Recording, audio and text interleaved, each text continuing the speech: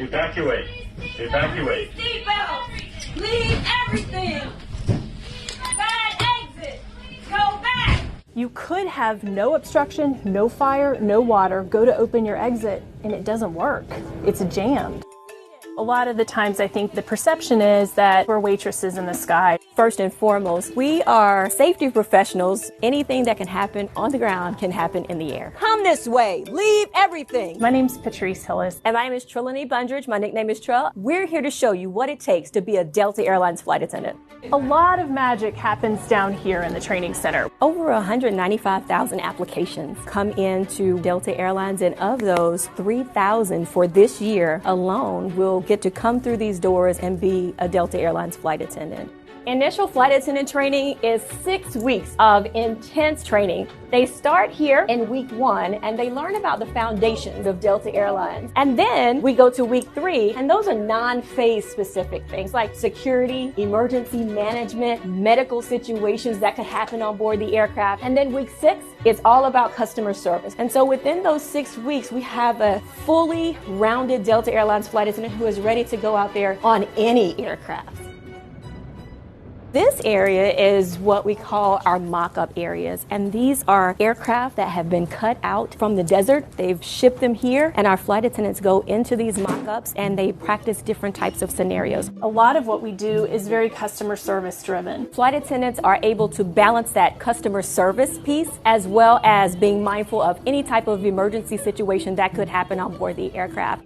Studio is where we have all of our doors, windows, tail cone exits. I'll talk through an evacuation here. After we've boarded the aircraft and we're ready to go, Trell is going to arm this door, which means if we open the door armed, we're going to get slide deployment. When we practice our evacuation, we want the door to be armed. All right, Trell, you ready? No pressure. No pressure. Here we go. Freeze. 4. Landing. Bend over. Stay down. Stay seated. Stay seated. She's thinking about her commands, where her exits are. She's thinking about how to operate those exits, where her emergency equipment is. She's also thinking about people that got on board that could help her in an emergency. You, help at the bottom.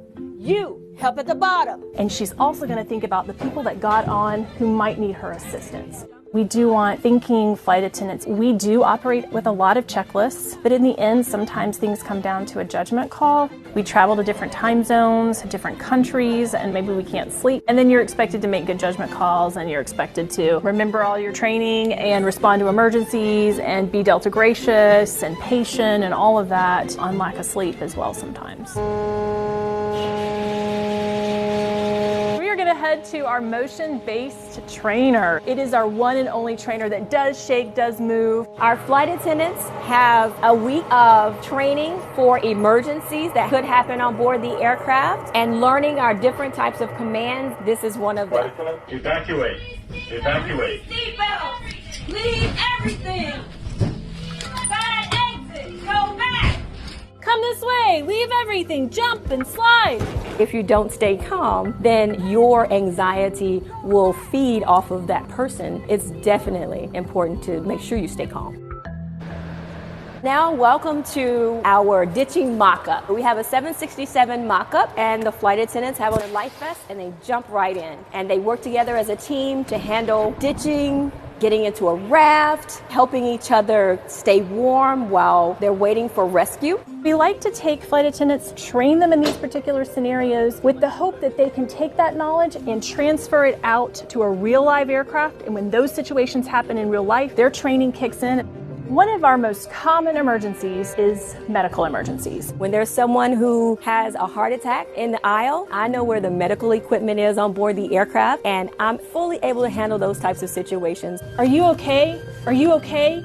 I'm Patrice, I'm a flight attendant, I can help. Typically on the aircraft, there would be 3 of us involved in this scenario. There would be an assessor, a collector, and a communicator. I was the assessor. Trell was my collector. She brought me my equipment, and then she stayed with me the whole time. The third person that we would usually have is our communicator. Communicator is going to be talking to the flight deck. They're going to be paging for medical assistance. They're going to be trying to get in touch with StatMD. They're going to be filling out our medical assistance form or helping us do that in some way. Clear? Stop now. Clear? Do not touch the patient. anything that can happen on the ground can happen in the air. So we have to be mindful of always being gracious, but in the back of our mind, always thinking of the other things that could possibly happen on board the aircraft, and knowing that we're fully trained to handle any type of situation. Flight attendants have to maintain a 90% average within the 6 assessments that they take. But once a flight attendant leaves and graduates and is a flight attendant flying out there on the line, their training isn't over. We have something called continuing qualification, and that is where flight attendants that are qualified and out there flying have to requalify every 18 months. They come back to training and they do have to be proficient in their door evacuations, in their EMV scenarios, CPR, security. We do hold them to a pretty high standard. And so being calm, being patient is something that we learn and we also give feedback on, so that when they are on the line as an active flight attendant, they're able to handle any situation. Y'all like that now, don't you? Y'all feel good about that. All right, good. Please close the door.